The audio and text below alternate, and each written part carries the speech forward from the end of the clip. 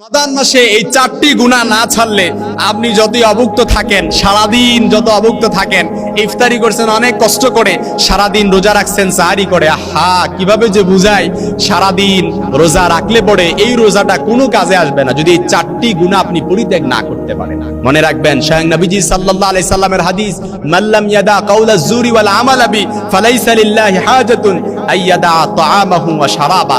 যে ব্যক্তি রোজা রাখলো, সারাদিন অভুক্ত থেকে ইফতারের মাধ্যমে রোজাটাকে পরিপূর্ণ করলো, রোজাটা আদায় করলো, কিন্তু সে মিথ্যাচার পরিত্যাগ করতে পারে নাই, মন্দ কাজ পরিত্যাগ করতে পারে নাই, তার পানাহারের কোনো গুরুত্ব নেই আল্লাহ তাআলার কাছে। এই রোজা তার দিকে ছোড়ে দেয়া হবে। আহা, রমাদান মাস এত বরকতপূর্ণ মাস, এত ফজিলতপূর্ণ মাস, যে রমাদান মাসের জন্য স্বয়ং নবীজি সাল্লাল্লাহু আলাইহি সাল্লাম 2 মাস আগ থেকেই দোয়া করতেন, আল্লাহুম্মা বারিক লানা ফি রজব ওয়া শাবান ওয়া বাল্লিগনা রমাদান। আয় আল্লাহ, রজব শাবানে বরকত দেন, রমাদান পর্যন্ত পৌঁছায় দেন। মনে রাখবেন কতটা বরকতপূর্ণ হলে পরে রমাদান পর্যন্ত পৌঁছানোর আক্ষেপ স্বয়ং নবীজি সাল্লাল্লাহু আলাইহি সাল্লামের ছিল। এজন্য যে ব্যক্তি রমাদান মাস পেল কিন্তু নিজের গুনাহসমূহ মাফ করতে পারলো না, তার মতো হতভাগা এই আসমানের নিচে জমিনের উপর আর কেউ হতে পারে। এবং স্বয়ং নবীজি তার জন্য ধ্বংসের দোয়া করেছেন। এজন্য মনে রাখবেন রমাদান মাস আসছে, জারি করলেন, রোজা রাখলেন, ইফতারি করলেন, তারাবি পড়লেন, তার মানে আপনার আমলগুলো কবুল হয়ে যাবে, বিষয়টা এরকম নয়। এই চারটি গুনাহ আপনাকে অবশ্যই ছাড়তে হবে। এর সর্বপ্রথম গুনাহ হচ্ছে জবানের গুনাহ। এই জবান দ্বারা যে কত রকমের গুনাহ আমরা করে থাকি, ফাহেসা কথাবার্তা বলি, অশ্লীল কথাবার্তা বলি, গীবত করি, শিকায়াত করি, পরনিন্দা করি, পরচর্চা করি।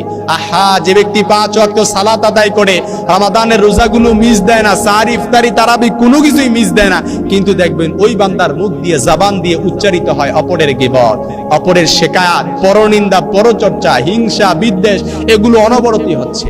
এজন্য শয়তান সবসময় আমাদেরকে জাহান্নামের দিকে নিয়ে যেতে চায়। এজন্য ইমানদার বান্দাদেরকে কিভাবে জাহান্নামের দিকে নিয়ে যাবে? কারণ তাদের দ্বারা তো নামাজ মিস দেওয়া পসিবল না। এজন্য ইমানদার বান্দাদেরকে হিংসা, বিদ্বেষ, গীবত, শিকায়াত, পরনিন্দা, পরচর্চা এগুলো করানোর মাধ্যমে ইমানদারদেরকে জাহান্নামের দিকে নিয়ে যাওয়া হয়। এজন্য মনে রাখবেন জবানের গুনাহ থেকে যদি হেফাজত না রাখতে পারেন, কাউলাজ জুরি ওয়াল আমালা বি ফালাইসা লিল্লাহি হাজাতুন আইয়াদা তাআমাহু ওয়া শারাবা, আপনার পানাহার পরিত্যাগের কোনো গুরুত্ব নেই আল্লাহ তাআলার কাছে। কারণ জবান দিয়ে মিথ্যা প্রচার করলেন, কোনো লাভ হবে না।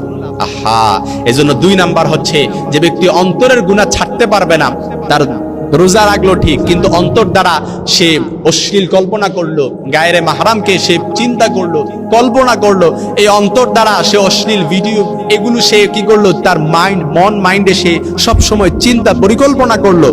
মাল্লাম ইয়াদা কাউলাজ জুরি ওয়াল আমালা বি ফালাইসা লিল্লাহি হাজা, তার পানাহার পরিত্যাগের কোনো গুরুত্ব নেই আল্লাহ তাআলার কাছে।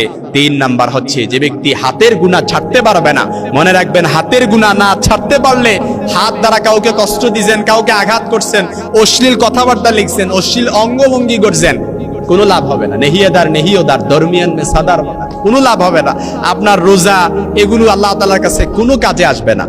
এজন্য মনে রাখবেন আল্লাহ তাআলা যেন আমাদেরকে হাতের গুনাহ থেকে হেফাজতে রাখে। সর্বশেষ হচ্ছে যেটা সবচেয়ে বেশি হয়ে থাকে, আর এই গুনাহটা যদি হয়, মনে রাখবেন এর দ্বারা রোজা রাখবেন ঠিক আছে, একেবারে অভুক্ত থাকবেন, স্ত্রীর কাছ থেকেও দূরে থাকবেন, তারপর তৃষ্ণার্ত আছেন, পানি পান করলেন না, সব কিছু ঠিক আছে, কিন্তু চোখের গুনাহ থেকে আপনি নিজেকে হেফাজত করতে পারলেন না।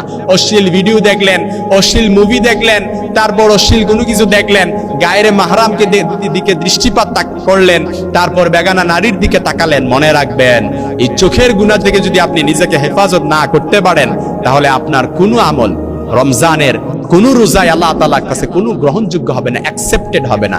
এজন্য রোজা কবুল হওয়ার জন্য শর্ত হচ্ছে এই 4টি গুনাহ আপনাকে অবশ্যই ছাড়তে হবে। জবানের গুনাহ, অন্তরের গুনাহ, হাতের গুনাহ, চোখের গুনাহ। এই গুনাহগুলো যদি আপনি ছাড়তে পারেন, তখনই নবীজি সাল্লাল্লাহু আলাইহি সাল্লামের মাধ্যমে আল্লাহ তাআলা ঘোষণা করে দিয়েছেন, আস-সাওমু লি ওয়া আনা আজজি বিহি, রোজা আমার জন্য আর আমি এর প্রতিদান দেব।